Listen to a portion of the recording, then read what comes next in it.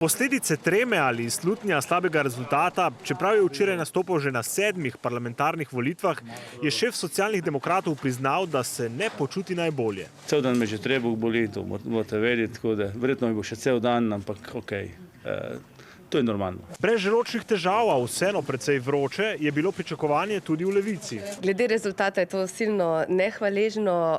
Jaz pričakujem, da za Levico bo rezultat absolutno boljši, kot je bil na prejšnjih volitvah. Levica je leta 2022 na volišča pripeljala dobrih 53.000 volivcev in komaj da prešla parlamentarni prag 4%. Ob razglasitvi rezultatov vzporednih volitev, pretiranega navdušenja v štabu ni bilo čutiti.